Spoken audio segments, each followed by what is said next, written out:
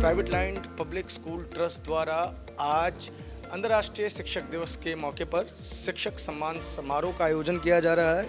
अपने आप में एक अलग तरीके का प्रयास यहाँ पे हुआ है कि चाणक्य शिक्षक सम्मान से शिक्षकों को सम्मानित किया गया है। हमारे साथ कार्यक्रम की शोभा बनाने वाले मिस्टर कोठारी जी हैं। कोठारी जी, पहले तो मैं इस कार्यक्रम के बारे में आपकी एक संक्षिप्त प्रतिक्रिया चाहूँगा, उसके बाद हम सवालों पर रुख करेंगे। नहीं, ये बहुत महत्वपूर्ण कार्यक्रम है क्योंकि आज अंतर्राष्ट्रीय शिक्षक दिवस है। तो शिक्षकों दिवस मनाना है, इससे कोई बड़ी बात नहीं है। हम 5 सितंबर को राष्ट्रीय स्तर पर मनाते हैं और 5 अक्टूबर को ये अंतर्राष्ट्रीय स्तर पर मनाया जाता है। और किसी भी देश के निर्माण में शिक्षक का सबसे महत्वपूर्ण योगदान होता है। अभी जैसे हमारी नई राष्ट्रीय शिक्षा नीति बहुत अच्छी आ गई है, लेकिन अगर वो शिक्षक नहीं चाहेंगे तो शिक्षा नीति कितनी भी अच्छी आ गई कुछ नहीं हो सकता है। और शिक्षक चाहेंगे तो मूलभूत आधारभूत परिवर्तन कर देंगे। तो इस दृष्टि से शिक्षक की भूमिका देश के निर्माण में बहुत महत्वपूर्ण है।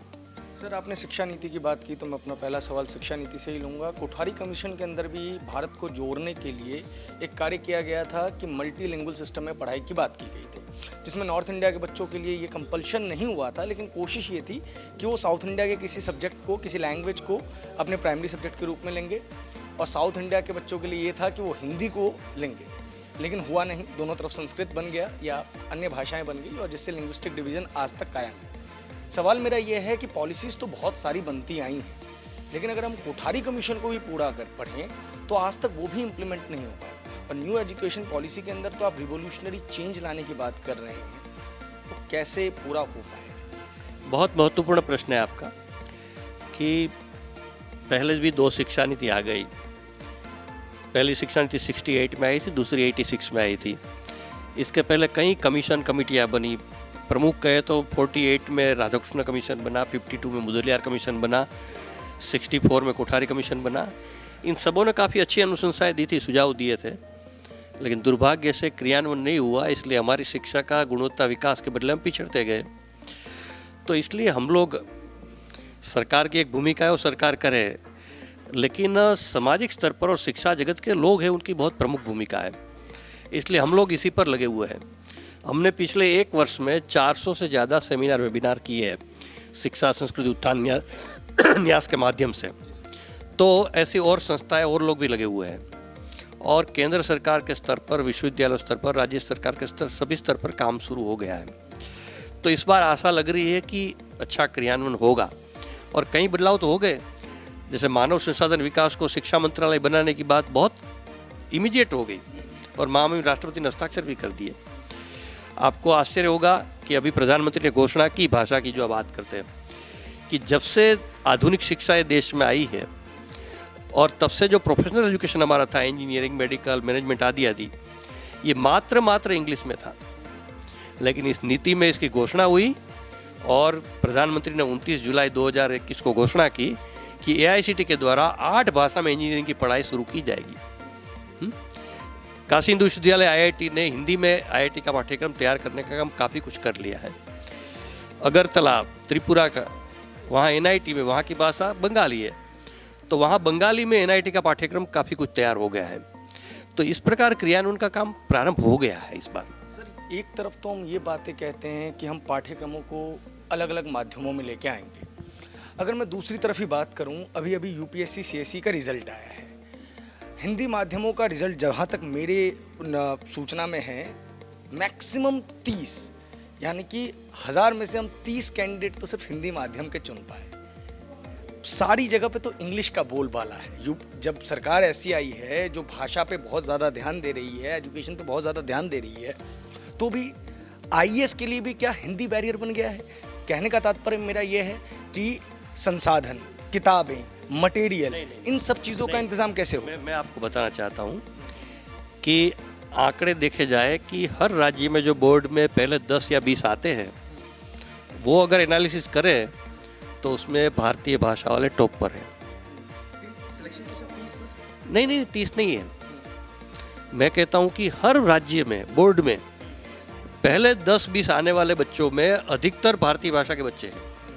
इसलिए मैं हिंदी की बात नहीं कर रहा हूँ, भारतीय भाषाओं की बात कर रहा हूँ, क्योंकि हमने देश में भारतीय भाषाओं को आगे बढ़ाने की बात करनी है। हाँ, हिंदी को हमने अंतर्राष्ट्रीय भाषा बनानी है, ये भी एक है।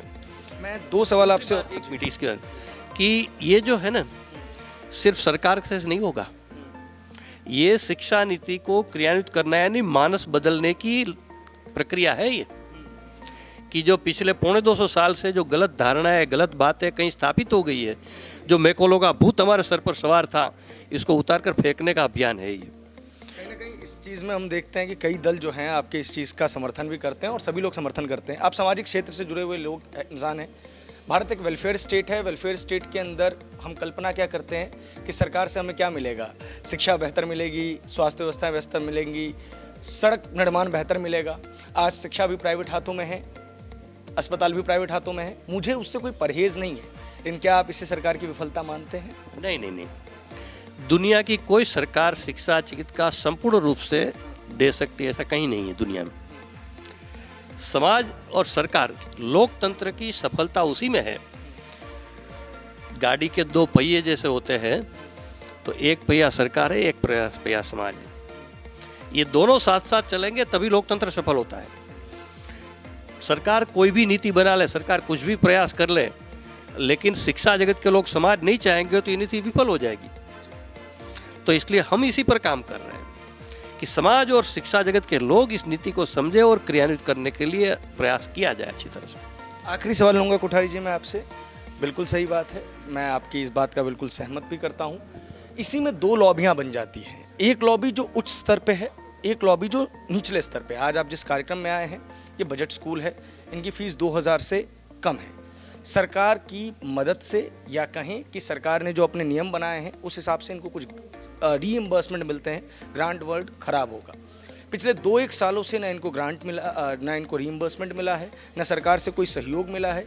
कोरोना काल के अंदर भी इन शिक्षकों ने कार्य किया है और कई शिक्षकों ने जो है वो आत्महत्या तक कर ली है। आपको लगता है कि सरकार का, राज्य सरकारों का ये रवैया इन स्कूल के प्रति सही है?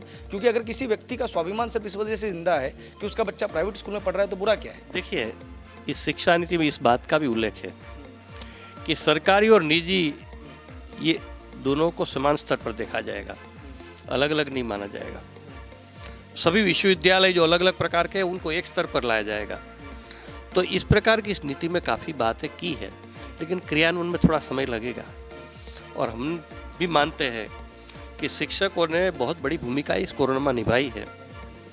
तो कोरोना वॉरियर आप उनको कहो न कहो, लेकिन जिनकी आवश्यकता है उनको सहयोग तो जरूर करना चाहिए।